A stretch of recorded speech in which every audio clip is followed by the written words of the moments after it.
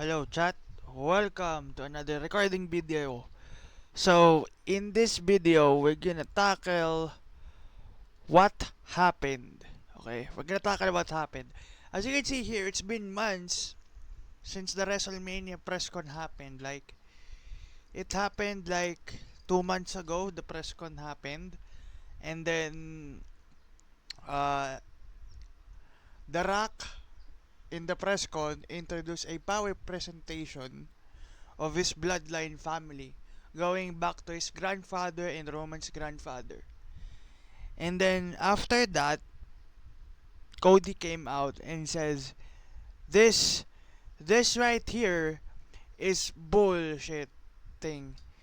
And then the fans cheered, and then Cody said, "If your grandfather was here, to Roman Reigns, and if the High Chief was here, he would be ashamed of you." And then The Rock said, "When you talk about my blood, when you talk about his blood, you're talking about my blood. And when you talk about his ancestors, you're talking about my ancestors. So now, we got a problem." As you can see here, he slaps The Rock. He slaps The Rock. Okay, for this, no, sorry. Yeah, The Rock slaps Cody Rhodes. The Rock slaps Cody Rhodes here for disrespecting The Rock's family. Cody Rhodes disrespects The Rock's family at the press con, and then all of that went into business for himself. Like, The Rock went into business for himself. So after that, couple of weeks later after this, The Rock and Roman Reigns came out on SmackDown. And of course, as we saw in the reports, that The Rock is gonna be a heel, and he's going to be Hollywood Rock. Okay, he is Hollywood Rock. He is Hollywood Rock from now on. And yes, after that slap, he addresses the slap. The Rock addresses the slap. Um, and now officially joins The Rock. Officially joins the Bloodline. He is now part of the Bloodline. And then a couple of weeks ago, um, on Raw, a couple of weeks ago in the Elimination Chamber, Cody Rhodes challenged The Rock to a match at WrestleMania. And after that, Cody was waiting for his answer, and then the following week, the prior week, SmackDown came, and The Rock responds to Cody Rhodes' challenge, and then The Rock said no.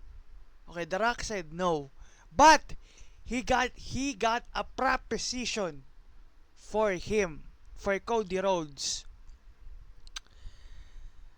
that at WrestleMania, the biggest match in WrestleMania history, it will be The Rock versus no The Rock and Roman Reigns versus Seth Rollins and Cody Rhodes. And then The Rock was waiting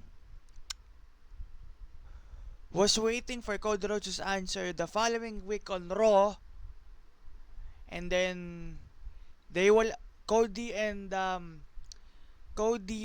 Seth said they will go to SmackDown to answer the challenge. And then this past Saturday on SmackDown, The Rock, Roman Reigns, Seth Rollins, and Cody Rhodes went face to face. And then Seth Rollins said, "You want an answer?" The answer is yes. Seth Rollins called The Rock midlife crisis, Mr. Midlife Crisis, which is I don't know if that's the right term to call The Rock midlife crisis, because let me tell you, it's hard to boo The Rock when it's hard to boo The Rock. How can you boo The Rock if The Rock if The Rock does everything for the business? He done everything for the business, and the match was made that at WrestleMania it will be The Rock and Roman Reigns versus Seth Rollins and Cody Rhodes. Then after Seth Rollins accepted The Rock's challenge, The Rock just said, "Cody, if you don't finish the story, you will never ever got a chance at the title again." And then literally, when we saw that, The Rock just spoiled. He just spoiled the plans. He just gave away the the spoiled the spoiled plan, the secret plan that Cody Rhodes is going to win at WrestleMania. And then after that, while moving forward, after Seth Rollins after Seth Rollins accepted Dwayne's challenge, The Rock just said, "Isn't it true to Cody Rhodes? Isn't it true that your sister was a cheerleader for the Miami Vikings?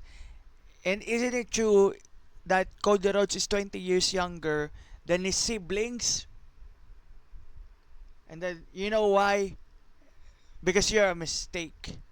And then after The Rock said that Cody Rhodes was a mistake to his family, 2 months later, after the press con, The Rock got his upcuppins. Cody Rhodes just slapped back at The Rock. He slapped the pissing hell out of The Rock for disrespecting the Rhodes family and his siblings. And then after that, the show cuts to black. And I don't know what happened off air. So, literally The Rock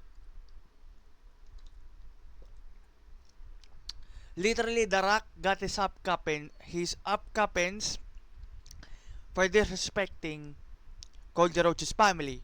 Now, it's been confirmed 100% that we are getting a tag team match at WrestleMania. The Rock and Roman Reigns versus Seth Rollins and Cody Rhodes.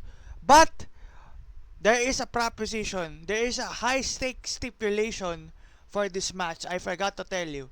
The stipulations here, if the Bloodline wins, that then on night 2 at WrestleMania, for the Cody Rhodes versus Roman Reigns Universal Heavyweight Championship match, it's Bloodline rules. Meaning, the Bloodline can do whatever they want.